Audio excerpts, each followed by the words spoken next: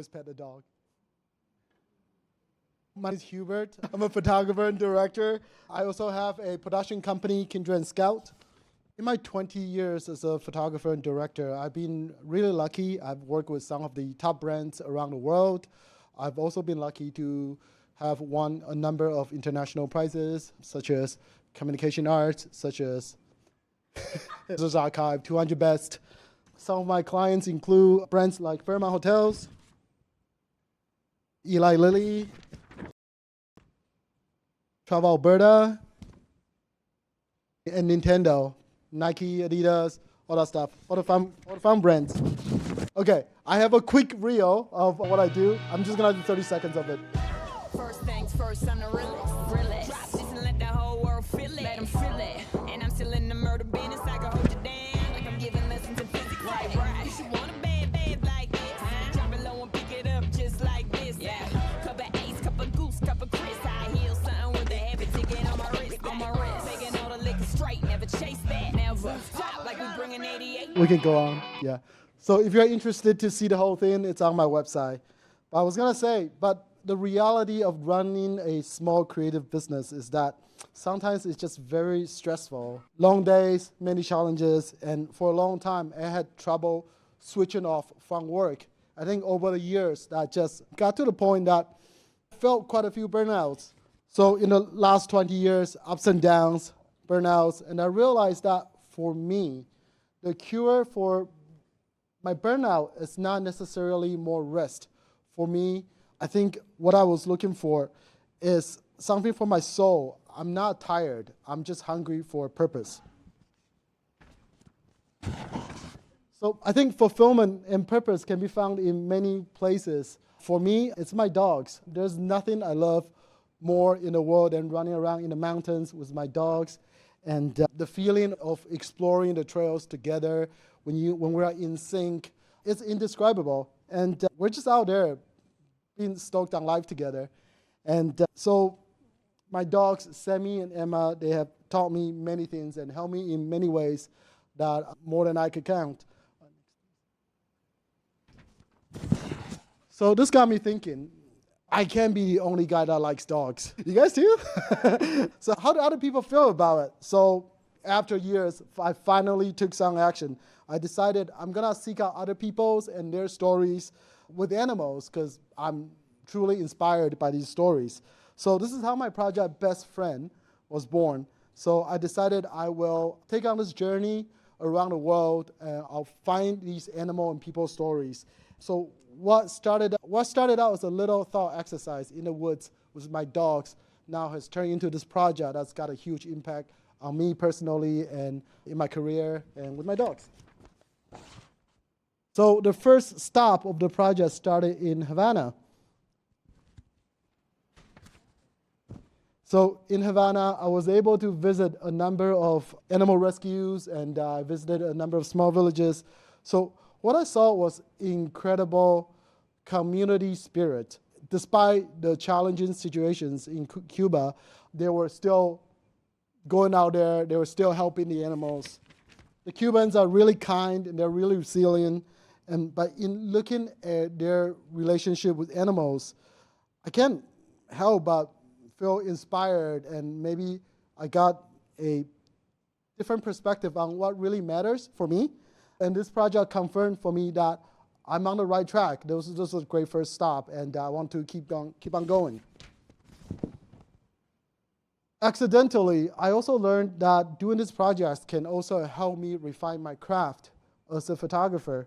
So just a quick little side story here. So I was in this little village outside of Havana, and so these kids wouldn't leave me alone. They were so curious with what I was doing. I was trying to photograph some horses, so I gave them one of my point-and-shoot cameras and just go and take pictures. And I was so surprised later when I looked through these photos. I didn't take them. So these kids took them.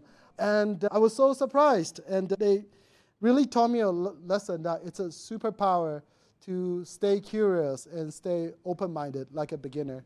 So these are honestly some of my favorite photos from that trip, and they are not my photos.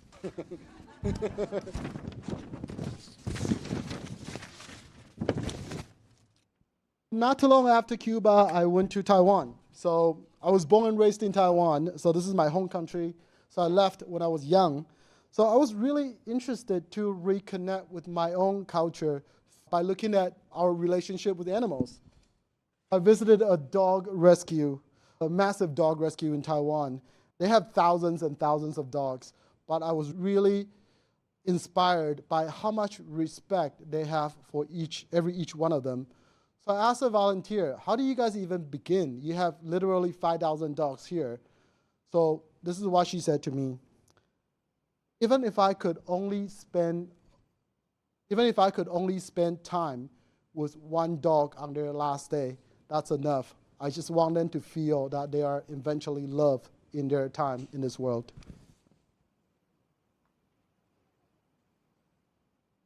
So for my craft, I learned that I can take the same curiosity and respect for life and apply it to all the different subject matters. In this case, in Taiwanese culture, we believe that all things are living, all things have a soul.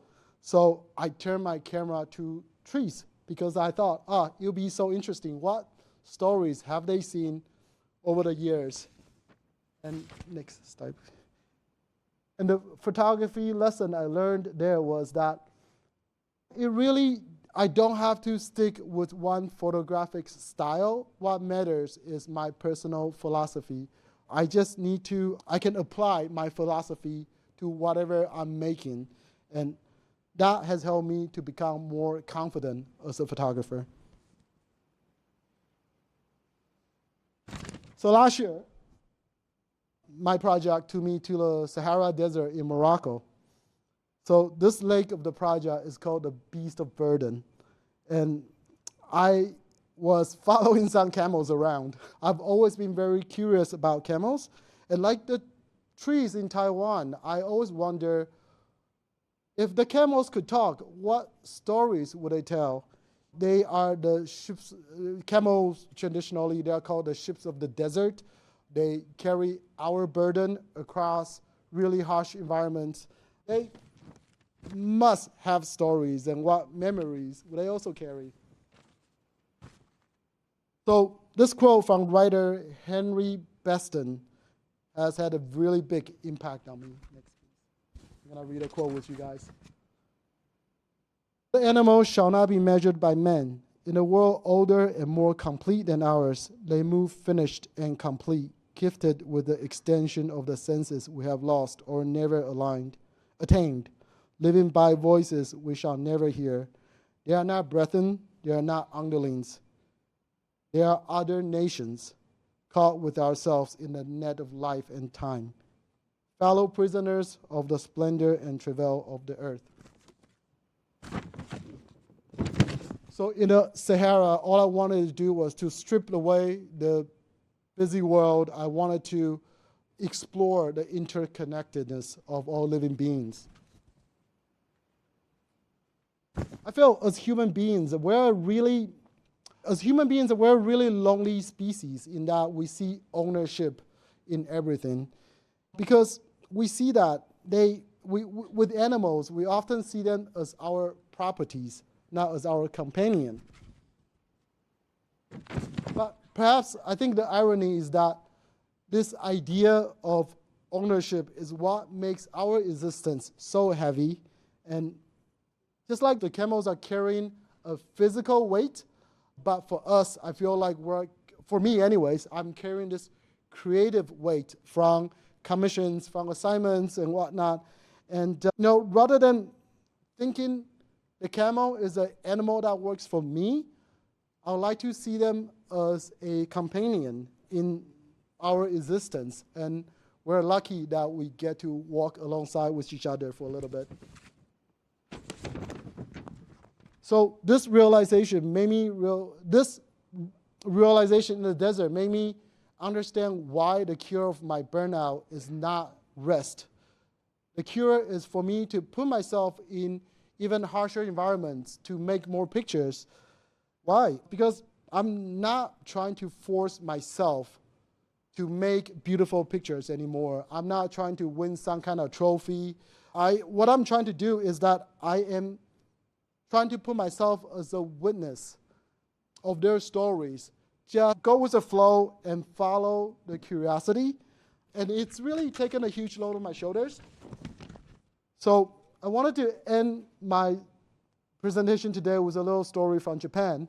I visited Mina's sanctuary outside of Tokyo recently. And she's a remarkable human being. She's devoted her entire life in helping abandoned animals in Japan, such as pigs, emus, meerkats, and of course dogs.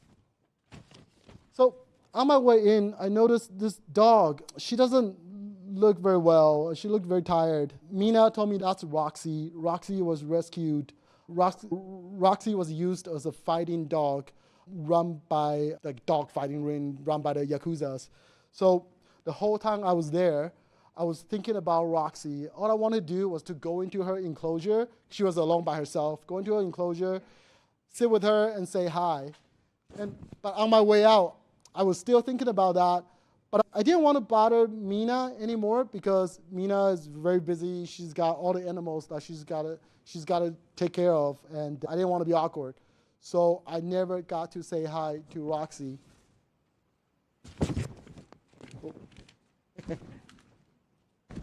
And next day, I got a text from Mina. Roxy passed away last night. So I think my project, Best Friends, has totally revived my passion for photography. So what started out as my love for my dogs made me realize that I don't need to force anything anymore. So when I feel burned out, I just need to remember to follow my curiosity. And it really doesn't matter who you are. We're all just doing life on Earth for this limited period of time. Sometimes things are really good, sometimes things are really bad. But don't forget to follow your curiosity because life is just a miracle of little moments. So don't forget to take the opportunity to walk alongside your friends that you meet along the way. If you are curious about something, even if it's something as silly as cute dog photos online, go explore and go experiment. You never know where this will take you. And for me, the most important thing is just to always remember to pet a dog. So that's it. If you'd like to find out more about my work, that's my website. That's Sammy, my dog. That's QR code. So thank you guys very much.